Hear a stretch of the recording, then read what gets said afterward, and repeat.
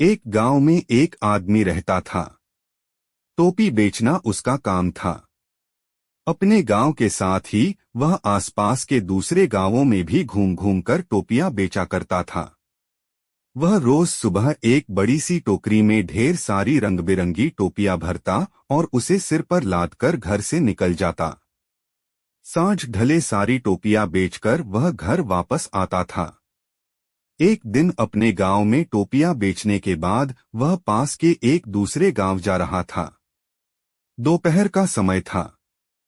वह थका हुआ था और उसका गला भी सूख रहा था। रास्ते में एक स्थान पर कुआं देख वह रुक गया। कुएं के पास ही बरगद का एक पेड़ था, जिसके नीचे उसने टोपियों की टोकरी रख दी और कुएं से पानी निकालकर पीने लगा। प्यास बुझ जाने के बाद उसने सोचा कि थोड़ी देर सुस्ताने के बाद ही आगे बढ़ना ठीक होगा। उसने टोकरी में से एक टोपी निकाली और पहन ली, फिर बरगद के पेड़ के नीचे गमछा बिछाकर बैठ गया।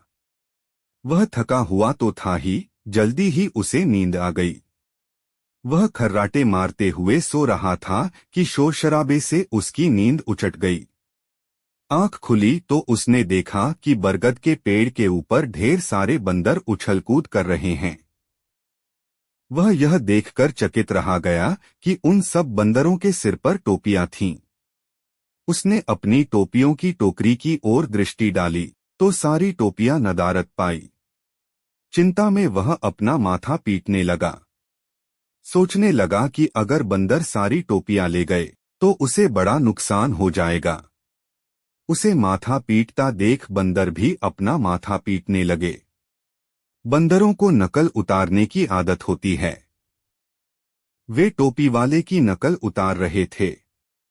बंदरों को अपनी नकल उतारता देख टोपी वाले को टोपियां वापस प्राप्त करने का एक उपाय सूझ गया।